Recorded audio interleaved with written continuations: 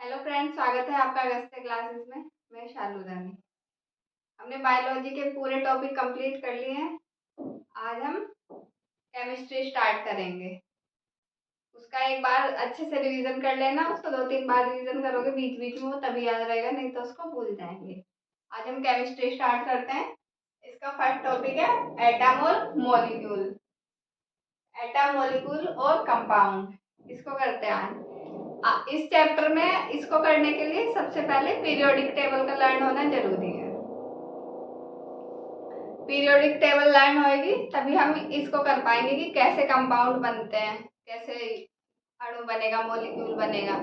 जब तक हमें पीरियोडिक टेबल लर्न नहीं होगी तब तक हम इसको कर नहीं सकते। तो उसमें क्या, किसी का कोई भी जो तत्व है उसका परमाणु क्रमांक कितना होता है, परमाणु भार कितना होता है, वो याद होना जरूरी है। उसके अकॉर्डिंग हम फिर उसका इलेक्ट्रॉनिक विन्यास कर पाते हैं और उससे हम फिर कैसे यौगिक बनते हैं वो पता चल जाता है हमें।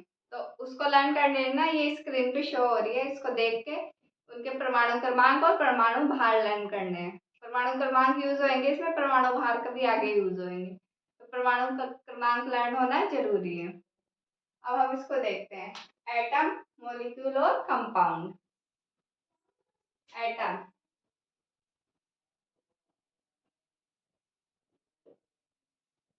एटम क्या होता है?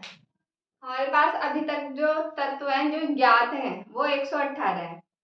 अब जो, जैसे हमने एक तत्व लिया, उसका जो सबसे छोटा पार्ट होगा वो एटम कहलाएगा। किसी भी तत्व का सबसे छोटा पार्ट एटम कहलाता है। परमाणु, जैसे कि ये गोल्ड है, ये भी तत्व है। एक सिल्वर रहता है, वो भी तत्व होगा। जैसे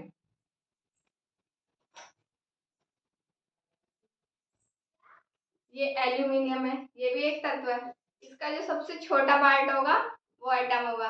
गोल्ड का सबसे छोटा पार्ट वो एटम होगा। एल्यूमिनियम, ये एल्यूमिनियम हो गया ये। और गोल्ड, सिल्वर, बहुत सारे ऐसे तत्व होते हैं। तो इनका सबसे छोटा जो पार्ट रहता है वो एटम कहलाएगा। जैसे गैसें भी रहती हैं, hydrogen gas, oxygen gas, nitrogen gas, ये सब भी तो तत्व है। पर इनका जो सबसे छोटा पार्ट होगा वो एटम कहलाएगा। अब हम इसमें देखेंगे एटम क्या होगा, किसी भी तत्व का सबसे छोटा पार्ट।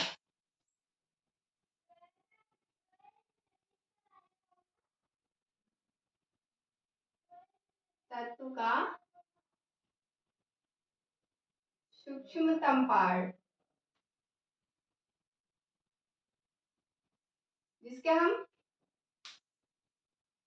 इसमें किसी भी तत्व के सारे गुण विद्यमान होते हैं। जैसे किसी भी तत्व की जो भी प्रॉपर्टी है सारी, वो एटम में भी होगी। मतलब वो सेम उसके जैसा ही व्यवहार करेगा। जो बहुत सारे एटम के परमाणु मिलके उस तत्व का निर्माण करते हैं। तो एटम में, परमाणु में उस तत्व के सभी गुण होते हैं।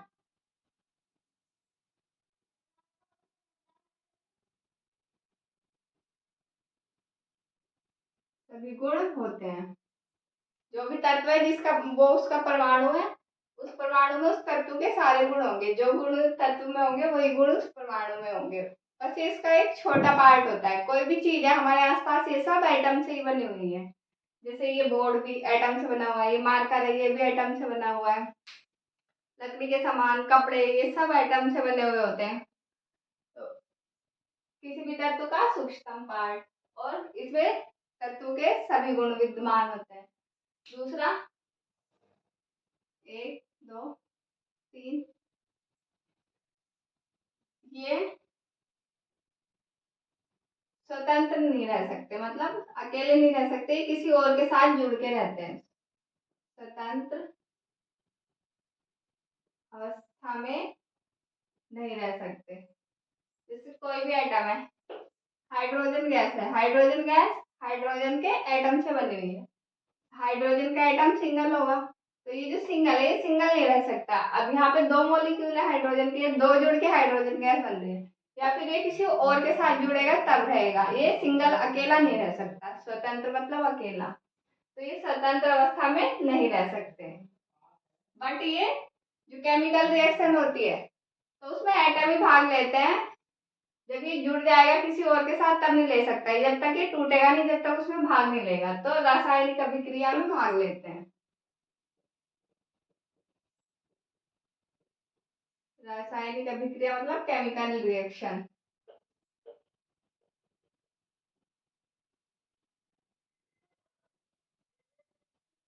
रासायनिक अभिक्रिया में भाग लेते हैं। अब एक बार हम इसको समझ लेते हैं।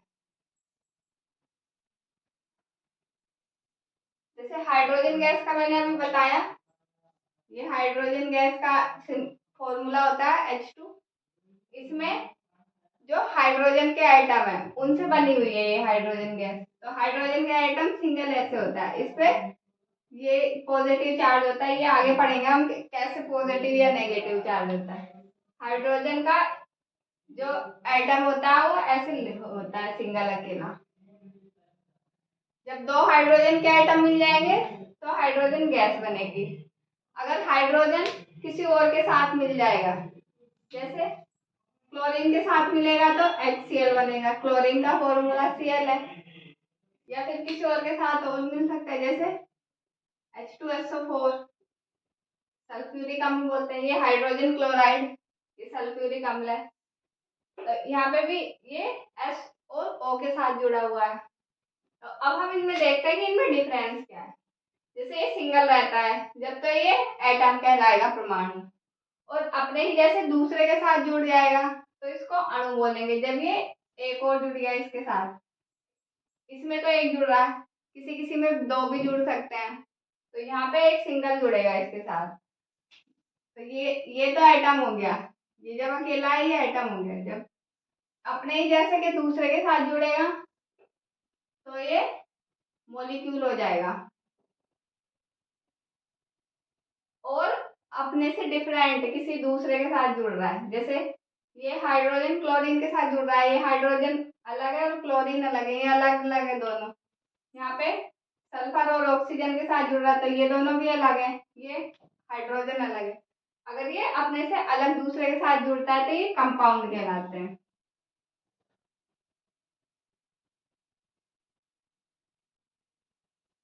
ये कंपाउंड कहलाएंगे। तो हाइड्रो ये एटम एटम के गुण है। अब हम मॉलिक्यूल के देख लेते हैं एक बार।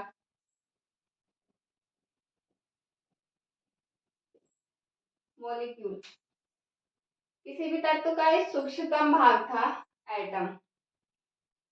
और मॉलिक्यूल सूक्ष्म नहीं रहता, वो बड़ा रहता है, क्योंकि इसमें दो परमाणु जुड़ रहे हैं या ज्यादा भी जुड़ सकते हैं। जैसे ऑक्सीजन में तीन, ओजोन में तीन रहते हैं, O3 ओजोन का ये, इसमें तीन हो गए। तो दो या दो से अधिक परमाणु जुड़ेंगे इसमें। इसमें दो या दो से अधिक समान एक जैसे परमाणु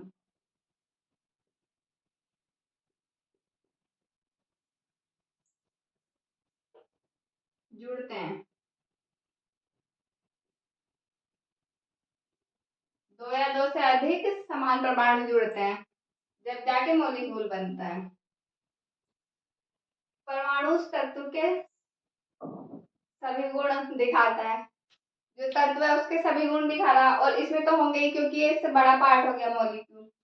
अब थर्ड, ये स्वतंत्र अवस्था में नहीं रह सकता। जो एटम है स्वतंत्र अवस्था में नहीं रह सकता, और जब वो मॉलिक्यूल बन जाता है, जैसे हाइड्रोजन गैस बन गई, अब ये स्वतंत्र रह सकता है। इसको अब किसी और की जरूरत नहीं जोड़ने के लिए, अब ये आराम से स्वतंत्र रह सकता है।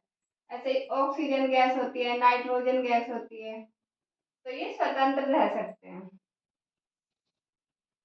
ये स्वतंत्र अवस्था में रह सकते हैं। ये स्वतंत्र अवस्था में रह सकते हैं, बट ये रासायनिक अभिक्रिया में भाग नहीं ले सकते। रासायनिक अभिक्रिया होने के लिए किसी को किसी के साथ जुड़ना होता है, या किसी में से कुछ चीज हटती है। तो अब ये तो पूरा कंप्लीट है, ये भी कंप्लीट है पूरा, ये भी। तो ये किसी और के साथ कैसे जुड़ेंगे? इनके पास तो पूरे अपने इलेक्ट्रॉन है जितने इनको चाहिए होते हैं।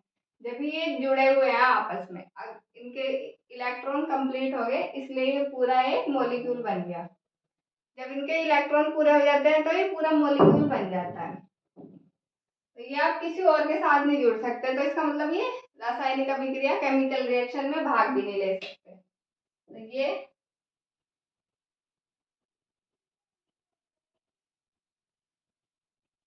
रासायनिक अभिक्रिया में भाग नहीं ले सकते, ये रासायनिक अभिक्रिया में भाग नहीं ले सकते। जैसे कि हम कोई केमिकल रिएक्शन करवाते हैं, CO2 प्लस H2, ये केमिकल रिएक्शन हो रही है, तो इधर क्या बनेगा? C6H12O6 plus O2। अब इन दोनों की रिएक्शन हुई, कार्बन डाइऑक्साइड और जल की, इनमें से कुछ पार्ट इसके साथ जुड़ा और तब ये ग्लूकोज का एक अणु बना। जैसे कि ये जल था, जल में से हाइड्रोजन निकल के इसके साथ जुड़ गई, तभी ग्लूकोज का अणु बना। तो इसका अलग होना जरूरी है ग्लूकोज का अणु बनाने के लिए, मतलब रिएक्शन करवाने के लिए ये यहाँ से हाइड्रोजन अलग होगा तभी रिएक्शन होगी। जब ये पूरा कंप्लीट अणु रहेगा तो ये रिएक्शन नहीं कर सकता जब तक, इसलिए ये यहाँ से हाइड्रोजन अलग हुआ और इसके साथ जुड़ा तो ये यहाँ पे ग्लूकोज का अणु बना, और जो बाकी ऑक्सीजन बची वो ऑक्सीजन गैस के रूप में बाहर निकल गई। इस तरह से केमिकल रिएक्शन होती है। तो जब तक ये पूरा अणु है, जब तक ये केमिकल रिएक्शन में भाग नहीं लेगा, और जब ये अलग अलग एटम में टूट जाएगा तो ये केमिकल रिएक्शन में भाग ले सकता है, बट ये सिंगल नहीं रह सकता। अभी हम ये देखते हैं कंपाउंड।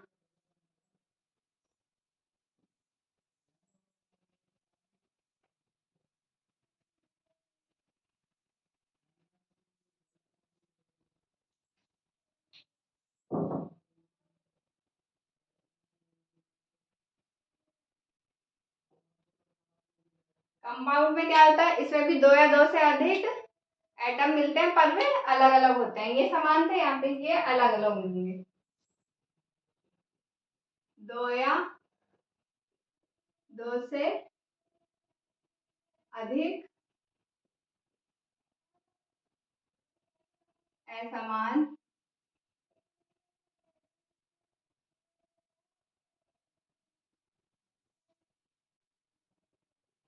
परमाणु, जब समान जुड़ेंगे तो अणु बनेगा, और जब असमान जुड़ेंगे तो कंपाउंड यौगिक बनेगा। अब ये भी पूरा कंप्लीट यौगिक है, ये अणु बना हुआ है पूरा, ये भी कंप्लीट यौगिक है, ये भी कंप्लीट यौगिक है। तो ये भी रासायनिक अभिक्रिया में भाग नहीं लेंगे जब तक ये टूटेंगे नहीं। रासायनिक अभिक्रिया में ये भाग नहीं ले सकते, बट ये स्वतंत्र रह सकते हैं।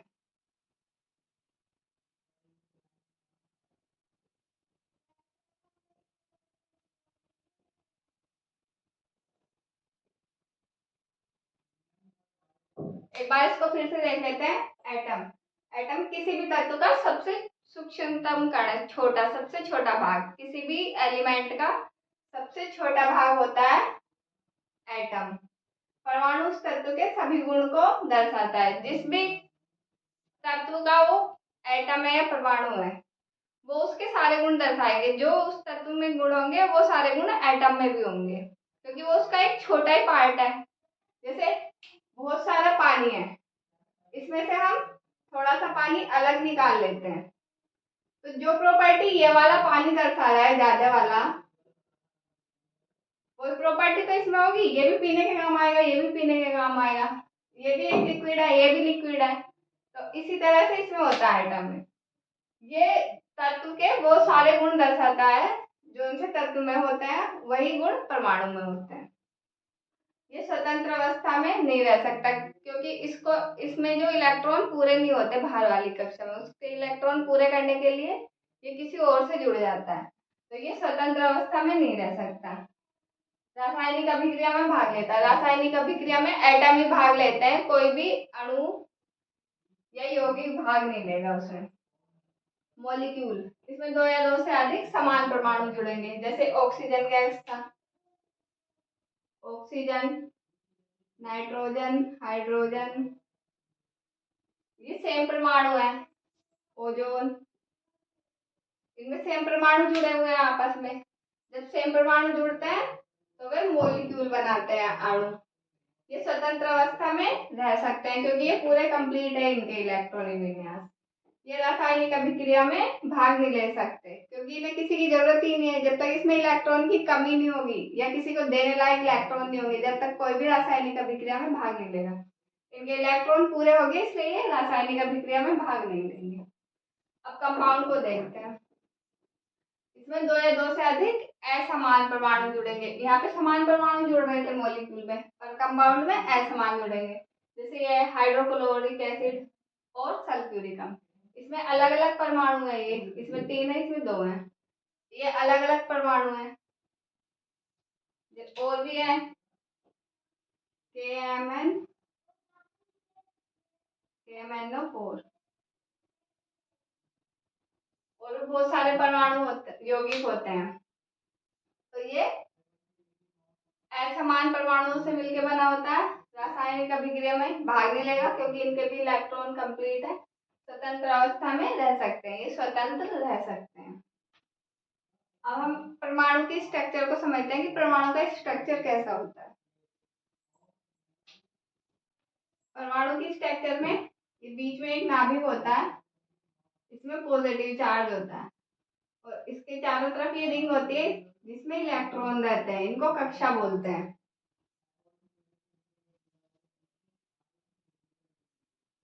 तो ये बीच में नाभिक होगा और ये बाहर कक्षाएं होंगी। तो एक परमाणु में क्या क्या रहता है? इलेक्ट्रॉन, प्रोटॉन और न्यूट्रॉन। इलेक्ट्रॉन, प्रोटॉन और न्यूट्रॉन। परमाणु में क्या क्या रहता है? इलेक्ट्रॉन, प्रोटॉन और न्यूट्रॉन। Electron,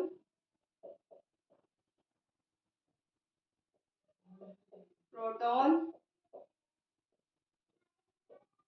neutron.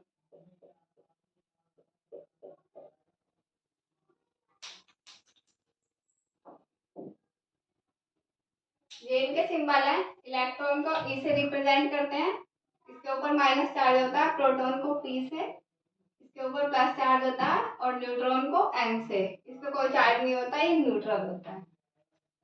तो ये जो परमाणु है, परमाणु में कहाँ कहाँ रहते हैं इलेक्ट्रॉन, प्रोटॉन, न्यूट्रॉन? जो इलेक्ट्रॉन रहते हैं वो तो इन कक्षाओं में रहते हैं। ये जो कक्षाएं होती है इनमें इलेक्ट्रॉन रहते हैं, और ये जो बीच का पार्ट होता है इसमें प्रोटॉन और न्यूट्रॉन रहते हैं। इसका मतलब क्या है? इलेक्ट्रॉन पे नेगेटिव चार्ज है, तो ये कक्षाओं का जो यहाँ ये जो कक्षाएं हैं यहाँ पे नेगेटिव चार्ज होता है। और जो नाभिक होता है इसका, इसमें प्रोटॉन है, इसका मतलब यहाँ पे पॉजिटिव चार्ज होएगा। तो ये पॉजिटिव चार्ज होता है नाभिक पे और कक्षाओं में नेगेटिव चार्ज होता है। जो कक्षाएं होती हैं इसकी, कक्षाएं जो होती है इसकी, इनको KLMN इनसे रिप्रेजेंट करते हैं।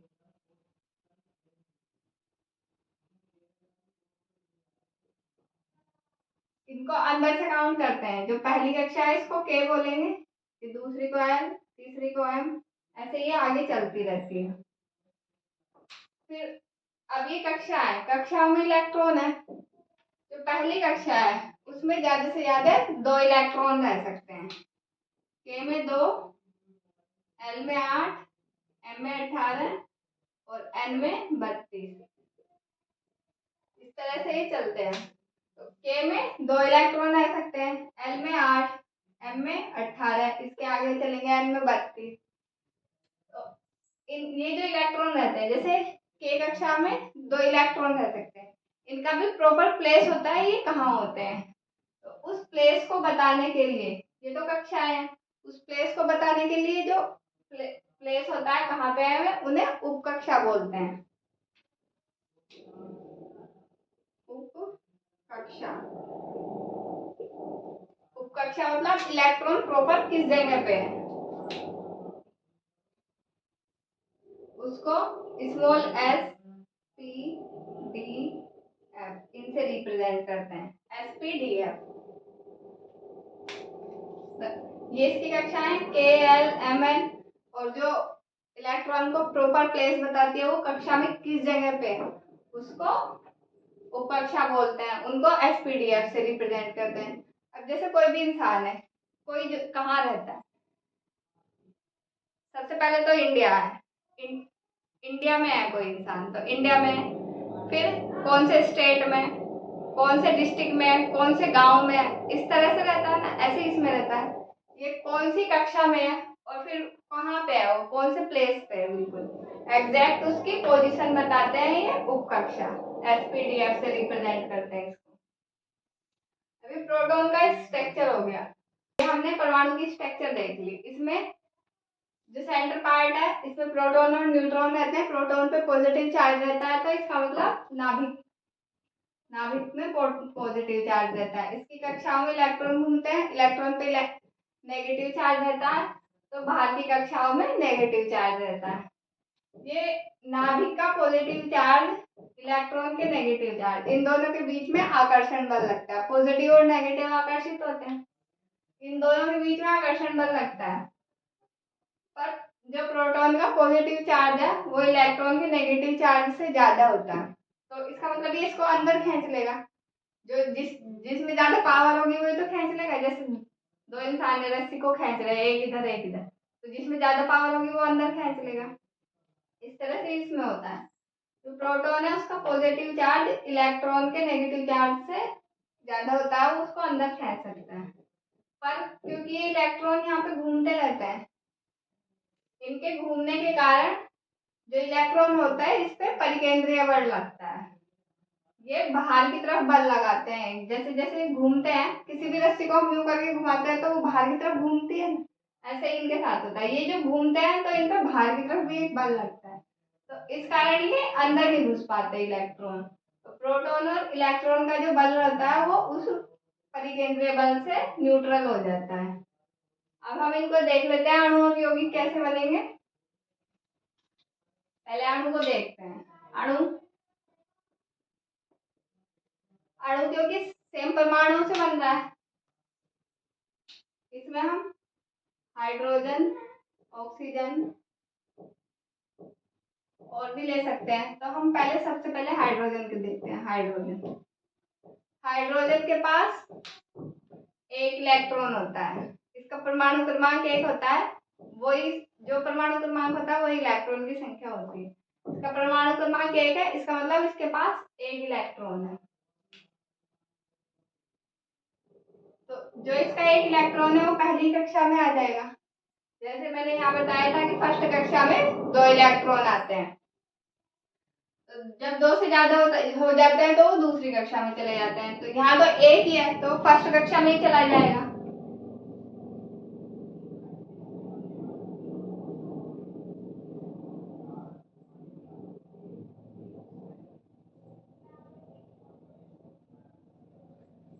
ये हाइड्रोजन गैस है, इसमें हाइड्रोजन के 2 परमाणु है, हमने यहाँ दोनों लिख लिए। एक इलेक्ट्रॉन इसके पास है, एक इलेक्ट्रॉन इसके पास है, एक इसके पास है, एक इसके पास। फर्स्ट कक्षा में 2 इलेक्ट्रॉन रहते हैं, तो ये जो परमाणु होते हैं इनको अपनी कक्षा में इलेक्ट्रॉन पूरे करने होते हैं। अगर ज्यादा होते हैं तो ये अपने इलेक्ट्रॉन किसी और को दे देते हैं, जैसे आधे से कम है तो ये इलेक्ट्रॉन दे देते हैं, और आधे से ज्यादा है तो किसी और से ले लेते हैं। तो इसमें ये आधे ही इलेक्ट्रॉन है, तो इनको अपनी कक्षा में अपने पूरे इलेक्ट्रॉन करने के लिए एक एक इलेक्ट्रॉन की जरूरत है। तो ये क्या करते हैं दोनों, ये इससे एक ले लेगा, ये इससे एक ले लेगा, तो इनके पास 2-2 हो जाएंगे। एक इसके पास है, एक इसके पास, ये वाला इससे ले लेगा एक, इसके 2 हो गए। अब ऐसे ही ये इससे ले लेगा, इसके भी 2 हो गए। अब इनके पास 2-2 इलेक्ट्रॉन हो गए। इससे इनके इलेक्ट्रॉन भी पूरे हो गए और ये एक दूसरे के साथ जुड़ भी गए। पहले ही सिंगल था हाइड्रोजन, अब ये एक दूसरे के साथ जुड़ गए। तो इसको ऐसे रिप्रेजेंट करेंगे क्योंकि इन्होंने एक एक इलेक्ट्रॉन दिया है, तो यहाँ पे एक सिंगल बॉन्ड आएगा। और अगर ये 2-2 देते तो यहाँ डबल बॉन्ड आ जाता। ये ऐसे जुड़ गए आपस में। अब हम इसको H2 ऐसे लिख सकते हैं क्योंकि ये अब आपस में जुड़ गए। पहले ये सिंगल हाइड्रोजन का परमाणु था, अब ये आपस में जुड़ गए तो ये एक अणु बन गया। ऐसे ही हम ऑक्सीजन का देख सकते हैं। ऑक्सीजन ऑक्सीजन का एक परमाणु लेंगे, इसका परमाणु क्रमांक होता है 8। जब हम इसके इलेक्ट्रॉन को अलग बांटेंगे, इसका इलेक्ट्रॉनिक विन्यास करेंगे, तो फर्स्ट कक्षा में 2 इलेक्ट्रॉन आएंगे और सेकंड में 6, 8 हो जाएंगे। 6 और 2 8।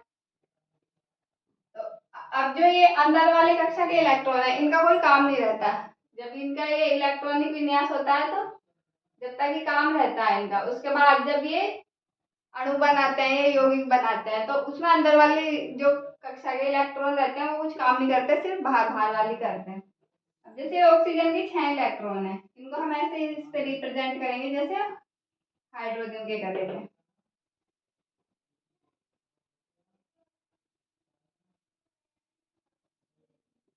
इनको अलग अलग सिंबल से भी कर सकते हैं। 6 इसके हो गए, 6 इसके हो गए। अब इन्हें अपनी कक्षा में पूरे करने के लिए कितने की जरूरत है? दूसरी कक्षा में 8 इलेक्ट्रॉन रह सकते हैं, तो उनको दोनों को 8 करने हैं आपने। तो ये क्या करेंगे, दोनों से 2-2 इलेक्ट्रॉन ले लेंगे।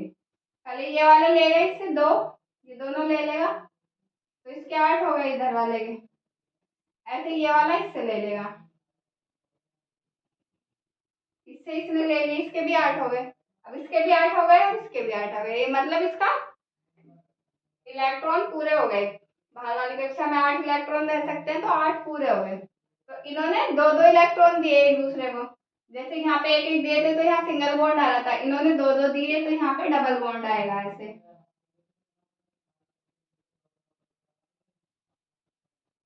यहाँ डबल बॉन्ड आएगा। अब ये 2 ऑक्सीजन के परमाणु एक दूसरे के साथ जुड़ गए और इन्होंने ऑक्सीजन का एक अणु बना लिया। एक अणु बना है, परमाणु तो ये 2 थे, 2 परमाणु जुड़े आपस में, पर ऑक्सीजन का एक अणु बना है।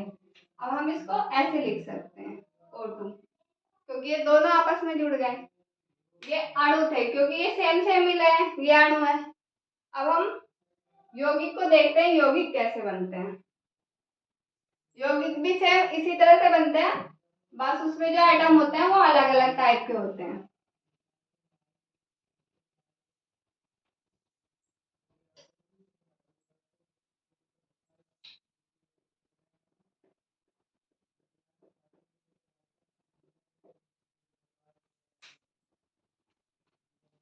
जैसे हमें हाइड्रोक्लोरिक यौगिक बनाना है, इसके लिए हाइड्रोजन और क्लोरीन का परमाणु क्रमांक पता होना चाहिए हमें। सबसे पहले हाइड्रोजन का परमाणु क्रमांक 1 होता है और क्लोरीन का 17। अब हम इनके इलेक्ट्रॉनिक विन्यास करेंगे। तो पहली कक्षा में 2 इलेक्ट्रॉन आ सकते हैं और हाइड्रोजन के पास एक ही है, तो इसका मतलब इसके पास एक ही रहेगा। इसके पास 17 है, पहली कक्षा में 2 आ सकते हैं, 2 रख दिए। उसके बाद दूसरी कक्षा में 8 आ सकते हैं, 8 रख दिया। अब ये 10 हो गए। अभी इसके पास 7 बच गए और तीसरी कक्षा में 18 आ सकते हैं, तो ये 7 के साथ थर्ड कक्षा में चले जाएंगे। अब ये इसका इलेक्ट्रॉनिक विन्यास हो गया 2 8 7। जब हम इनको जोड़ेंगे आपस में तो ये अंदर वाले कुछ काम नहीं करेंगे, बस बाहर वाले इलेक्ट्रॉन काम आते हैं। अब यहाँ पे हम इन दोनों को लिख लेते हैं, हाइड्रोजन और क्लोरीन। हाइड्रोजन के पास 1 इलेक्ट्रॉन है और क्लोरीन के पास 7 इलेक्ट्रॉन है।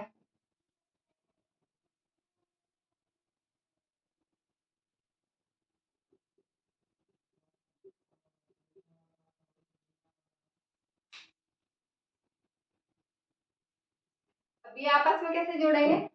सबसे पहले हाइड्रोजन अपने 2 पूरे करेगा, क्योंकि इस वाली कक्षा में 2 इलेक्ट्रॉन ही रह सकते, 2 से ज्यादा नहीं रह सकते। तो ये इससे 1 ले लेगा,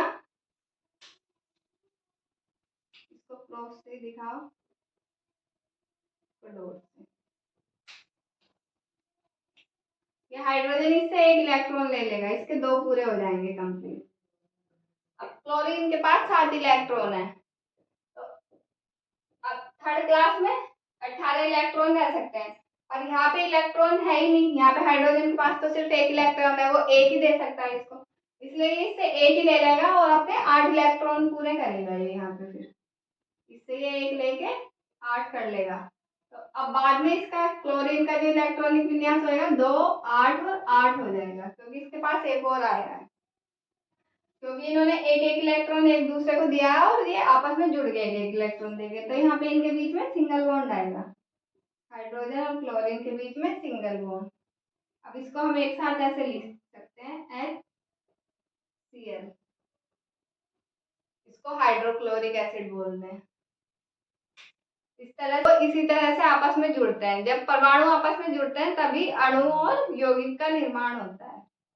तो इस तरह से अगर हमें परमाणु क्रमांक याद है तो हम कोई भी अणु या परमाणु निकाल सकते हैं, उससे हमें ये भी पता चल जाएगा कि वो कितने इलेक्ट्रॉन दे रहा है या किससे कितने इलेक्ट्रॉन वो ले रहा है।